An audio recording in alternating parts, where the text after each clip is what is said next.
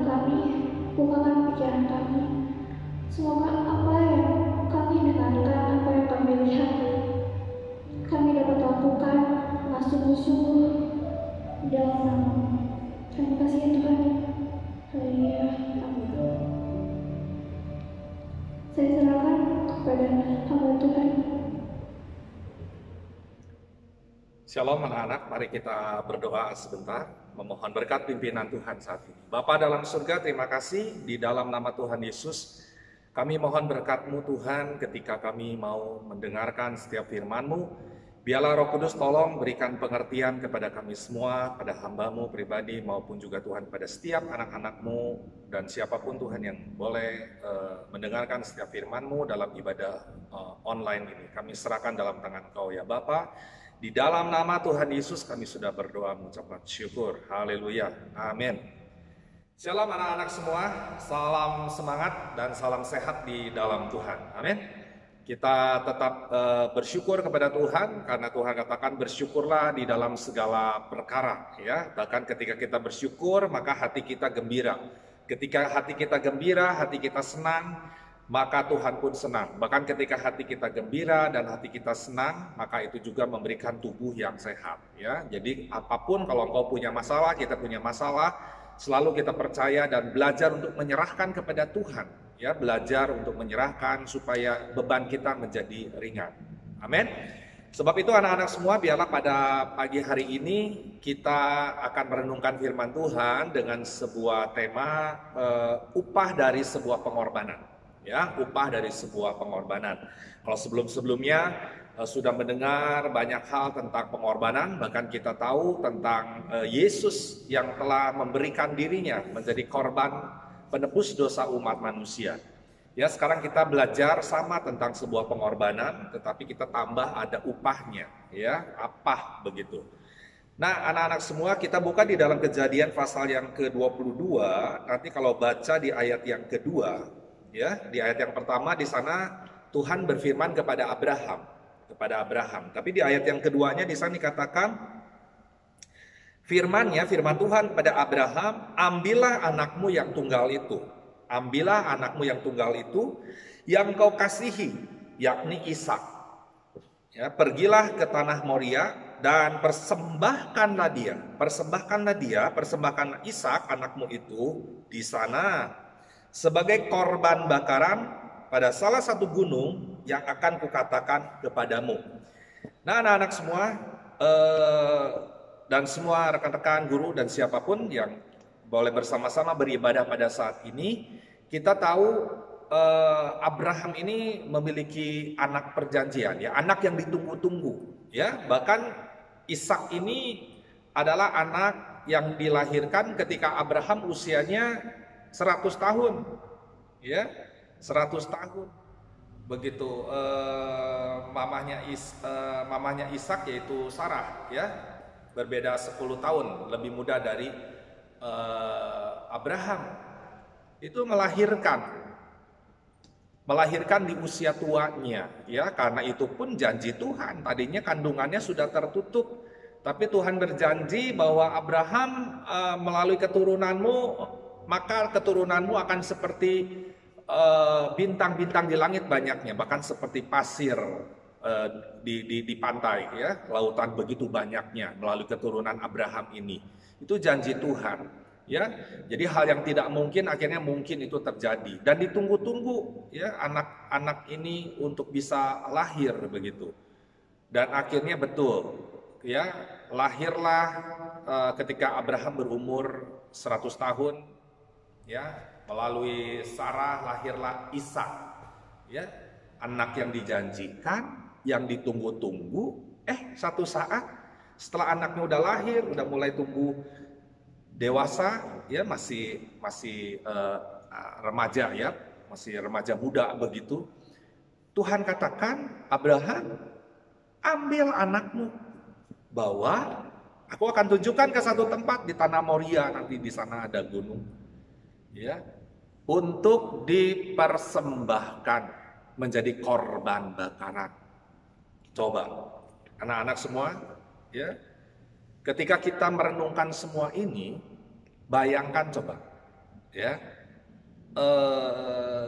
apa sih dalam hidup ini yang paling berharga? Apa sih dalam hidup ini yang paling kita sangat kita sayangi, ya? Apakah benda mati atau benda hidup? Pasti benda hidup. Setuju, ya? Nah, kalau benda hidup berarti Ini apalagi kalau benda hidup juga banyak macam-macam. Kita punya hewan piaraan, punya piara misalnya ayam, punya kerbau, sapi, kambing, bahkan binatang-binatang piaraan yang lain. Apa bedanya makhluk hidup itu dengan manusia? Manusia lebih berharga. Sekarang di antara banyaknya manusia, siapa manusia yang paling kita sayangi? Orang yang paling dekat. Siapa lagi kalau bukan keluarga kita?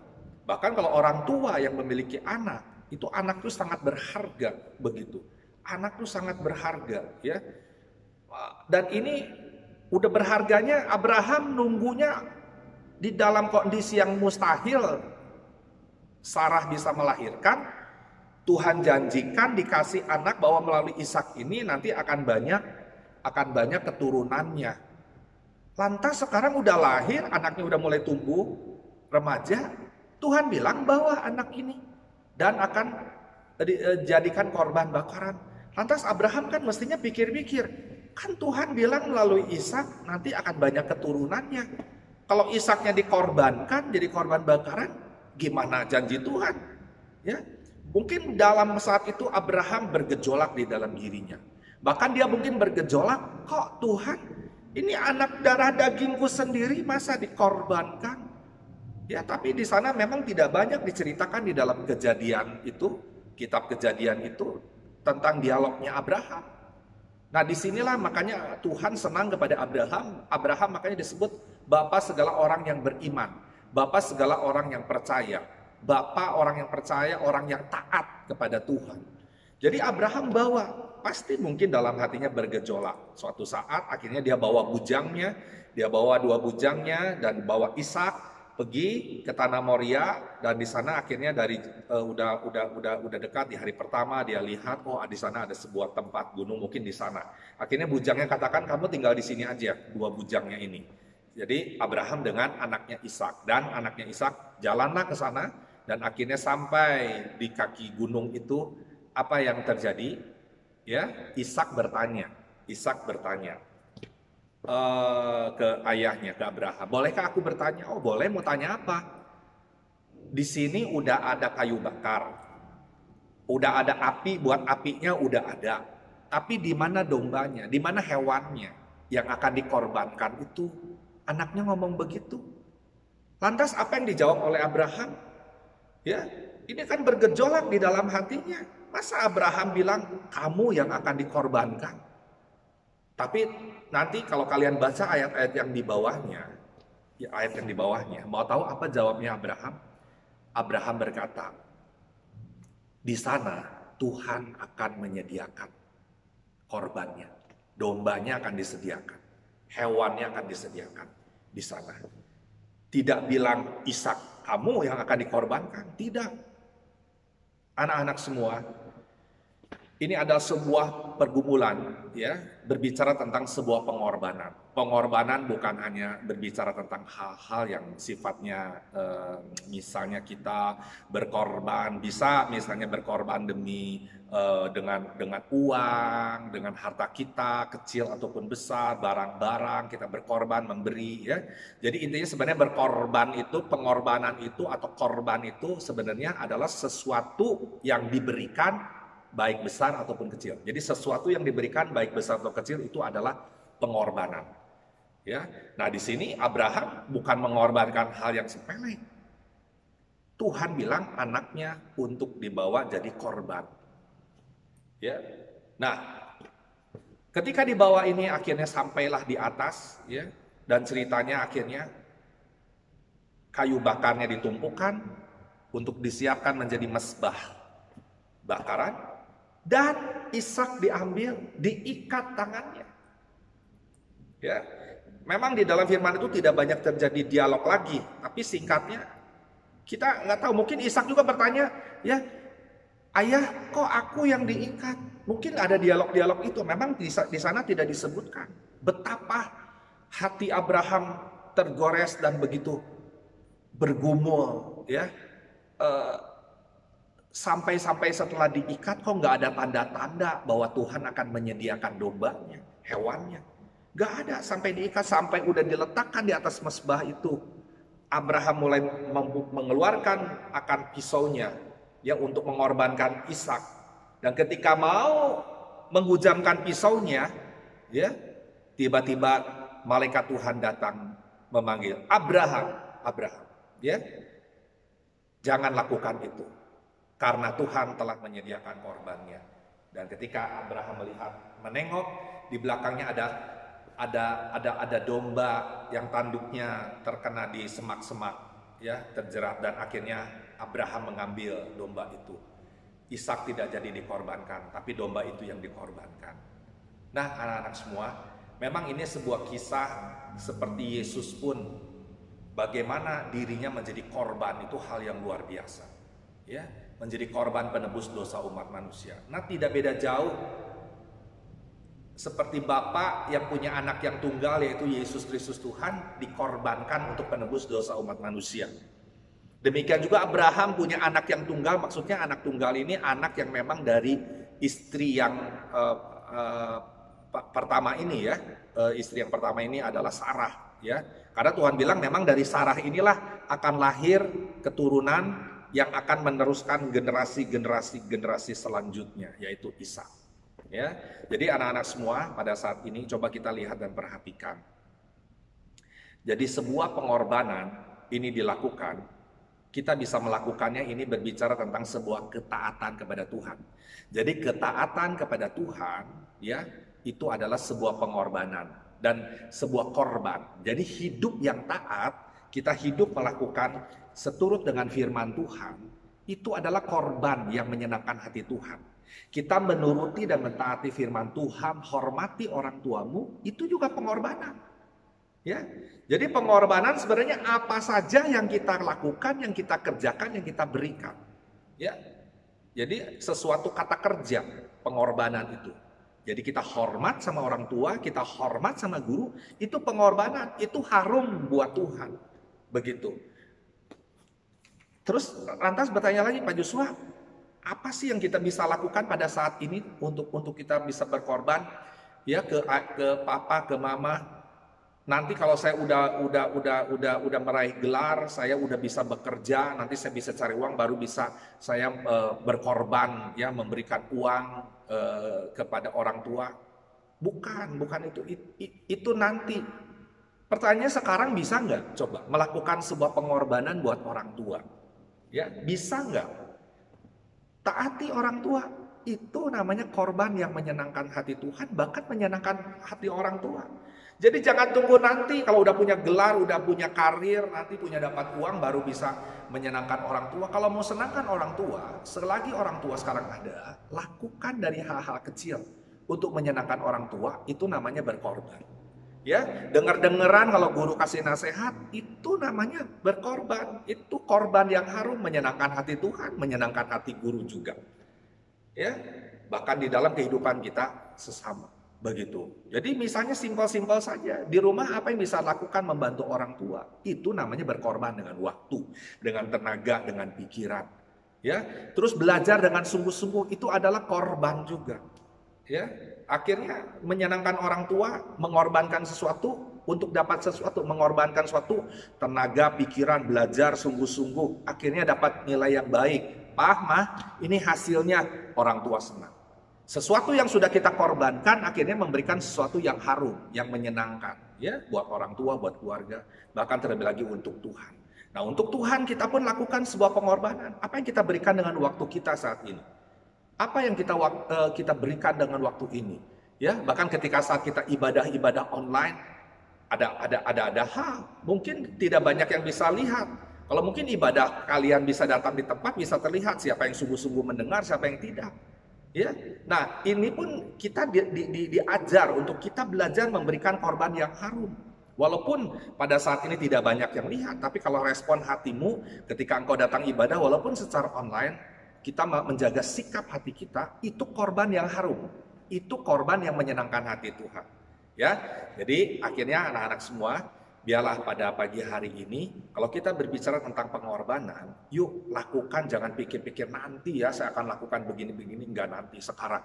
Sekarang bisa berkorban, melakukan yang menyenangkan hati buat orang tua. Sekarang bisa lakukan sebuah korban yang bisa menyenangkan hati Tuhan. dengan hal-hal hidup kita benar, dengan cara ibadah kita, sikap hati kita benar di hadapan Tuhan. Ya, sekarang kita bisa melakukan dengan sesama, dengan teman siapapun, ya, berkata yang baik, menasehati, mendoakan, memberkati, memberi, ya, apapun yang kita bisa lakukan, itu namanya sebuah pengorbanan. Nah, sekarang terakhir untuk menutup, Pak Joshua, apa kan temanya upah dari sebuah pengorbanan. Sekarang upahnya apa? Kalau nanti anak-anak semua baca, kalian di Kejadian 22 ini, di ayat yang ke-18, ya, dan ke-17, setelah Abraham taat melakukan mau mengorbankan Ishak itu, walaupun akhirnya tidak jadi, karena Tuhan pun bukan sembarangan. Tuhan hanya mau menguji kasihnya Abraham, ketaatannya Abraham itu sampai mana sih? Ya, begitu berontak enggak? Ya, Tuhan juga akhirnya menahan, jangan dilakukan melalui malaikatnya, begitu. Ya, untuk mengorbankan Ishak, disediakanlah domba, akhirnya tiba-tiba di belakang, begitu. Ya, nah karena Abraham begitu taat itu sebuah pengorbanan, ya, sebuah pengorbanan yang Tuhan senang. Apa Tuhan berikan buat Abraham setelah Abraham taat itu? Ayat yang ke-17, maka aku akan memberkati engkau Abraham berlimpah-limpah dan membuat keturunanmu sangat banyak seperti bintang di langit dan seperti pasir di laut. Dan keturunanmu itu akan menduduki kota-kota musuhnya. Oleh keturunanmu lah semua bangsa, oleh keturunanmu semua bangsa, semua bangsa di bumi akan mendapat berkat. Karena engkau mendengarkan firman-Ku. Jadi, anak-anak semua, pada pagi hari ini, yuk kita kalau mau dengar yang terakhirnya senang ya. Senangnya Abraham akan menjadi melahirkan keturunan begitu banyaknya. Ya, seperti bintang di langit, pasir di laut, begitu banyaknya. Bahkan melalui Abraham bangsa-bangsa akan diberkati. Ya, berarti hidupnya Abraham itu dan keturunannya akan diberkati, begitu. Jadi sumber berkat, begitu. Wah, kayaknya senang dengarnya. Jangan lupa, sebelum ayat itu, ayat yang di atasnya, Abraham taat melakukan apa yang Tuhan perintahkan. Mengorbankan sesuatu yang paling dia sayangi, sesuatu yang paling dia tunggu-tunggu. Akhirnya Tuhan bilang suruh itu dikorbankan. Walaupun sebenarnya akhirnya Tuhan menguji itu. Tapi Abraham lulus. Dan ketika Abraham lulus, akhirnya Abraham berhasil dan diberkati oleh Tuhan. Amin. Nah, anak semua, yuk pada saat ini kita akhiri. Pesannya adalah belajarlah. Kita mulai lakukan sebuah pengorbanan. Dimanapun kita berada, mulai dari keluarga, ya, mulai dari lingkungan sekitar, mulai di dalam saat kita belajar dan dimanapun, lakukan besar ataupun kecil, kita lakukan sebuah pengorbanan, maka pada akhirnya pasti ada upahnya. Kalau belajar sungguh-sungguh, pasti ada upahnya, nilainya bagus. Hati orang tua akan senang. Amin. Punya nilai bagus, punya prestasi bagus, punya pendidikan bagus, nanti ke depan karirnya pun bagus. Nah, itu upah-upah yang bisa kita dapati. Amin. Puji Tuhan, mari kita berdoa pada saat ini. Bapa dalam surga, terima kasih, kami mengucap syukur untuk Tuhan pagi yang baik, yang indah ini Tuhan. Ketika kami boleh bersama-sama datang beribadah Tuhan. Untuk kami boleh mendengarkan firman-Mu, belajar dari seorang Tuhan, tokoh Alkitab Abraham Tuhan. Untuk hidupnya begitu taat kepada Engkau Tuhan. Itu menjadi sebuah pengorbanan yang harum di hadapan Engkau Tuhan, yang pada akhirnya Abraham diberkati di dalam kehidupannya, bahkan menjadi berkat dimanapun dia berada. Sebab itu Bapa dalam surga, biarlah pada pagi hari ini juga kami mau belajar Tuhan, dengan apa yang ada pada kami, besar ataupun kecil, dengan waktu, tenaga, pikiran, hidup kami Tuhan. Kami mau belajar melakukan sebuah pengorbanan Tuhan. Mulai dari orang-orang yang dekat, keluarga, lingkungan sekitar. Tuhan tolonglah, mampukan kami. Kami tidak menunggu nanti Tuhan. Nanti mungkin sudah terlambat. Tapi selagi kami ada kesempatan saat ini, berikanlah kami Tuhan kekuatan untuk hidup kami Tuhan menjadi korban yang harum, yang menyenangkan hati Tuhan. Yang harum, yang menyenangkan bagi sesama Tuhan. Dimanapun kami berada, berkatilah kami semua, berkati anak-anak-Mu Tuhan, diberi kekuatan senantiasa, kemampuan untuk hidup Tuhan menjadi berkat dimanapun berada, dan hidup taat menyenangkan hati Tuhan. Terima kasih Bapa dalam surga, kami serahkan doa ini dalam tangan Kau, hanya di dalam nama Tuhan Yesus kami sudah berdoa, yang diberkati Tuhan kita sambut katakan amin. Shalom, Tuhan memberkati. Terima kasih untuk hamba Tuhan. Semoga jadi rema buat kami dan melakukannya terus setiap hari. Mari kita angkat satu pujian layak dipuji di sini.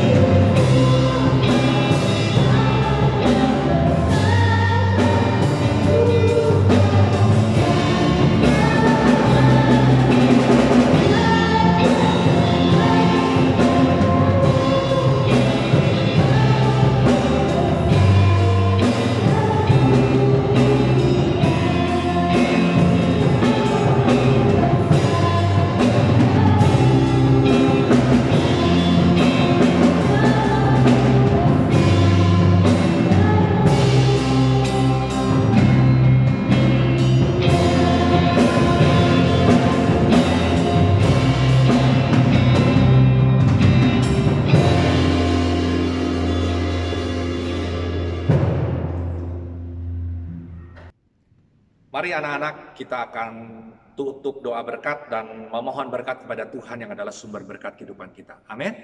Yuk, arahkan hati kita. Bapa dalam surga, terima kasih di penghujung ibadah pada saat ini. Kami serahkan semua dalam tangan Kau, Tuhan. Kau yang melihat dan menilik setiap pribadi lepas pribadi, anak-anakmu dari rumah ke rumah, dimanapun berada.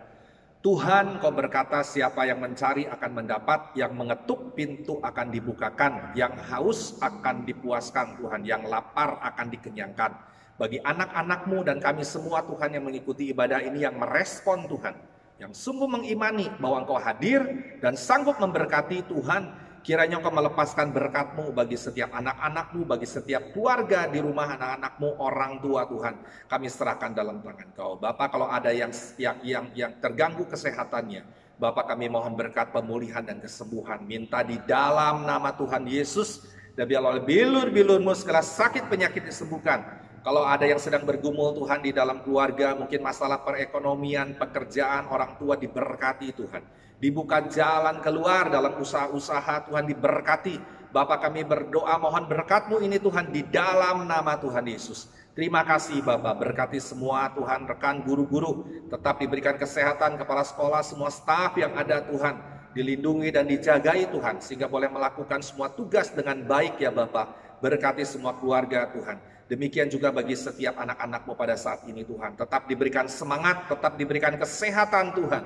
Untuk tetap terus mencari Engkau Tuhan. Tetap mengandalkan Engkau Tuhan. Di dalam segala situasi dan kondisi, maka Engkau yang akan menolong, memberkati, dan membela Tuhan. Bapak terima kasih. Sebelum kami menutup Tuhan akan doa ini Bapak dan memohon berkat daripada Engkau. Berkatilah bagi bangsa kami Indonesia, Bapak Presiden Joko Widodo, Tuhan berkati dengan seluruh Tuhan menteri-menterinya, wakil presiden, menjalankan semua pemerintahan ini di masa pandemi ini, berikan hikmat, kebijakan, ketegasan Tuhan. Kami mohon berkat-Mu di dalam nama Tuhan Yesus, sehingga boleh memberi Tuhan rasa keadilan, kesejahteraan bagi bangsa Indonesia ini. Bapak terima kasih, kami menyerahkan doa ini dan kami siap menerima berkat-Mu. Mari anak-anak semua, dimanapun kau berada kita mengangkat tangan dan kita arahkan kepada Tuhan. Amos 5 ayat yang keempat, di sana dikatakan Tuhan berkata, carilah aku maka engkau akan hidup. Berbahagialah anak-anak semua dan kita semua, rekan-rekan guru, ketika kita boleh mencari Tuhan, Tuhan katakan engkau akan hidup. Hidup bukan sekedar bernapas, tapi hidup yang diberkati, dijagai, dipelihara, dicukupkan di dalam segala perkara. Itulah hidup yang Tuhan mau berikan buat kita semua. Bapa, inilah tangan-tangan yang terangkat, biarlah engkau yang turunkan berkat-Mu atas kami semua. Tuhan memberkati dan melindungi engkau, Tuhan menyinari engkau dengan wajah-Nya, memberi kau kasih karunia, dan Tuhan berkenan menghadapkan wajah-Nya kepadamu, memberi damai sejahtera. Terimalah di dalam nama Tuhan Yesus, semua yang percaya kita sambut katakan amin. Shalom, Tuhan memberkati kita semua.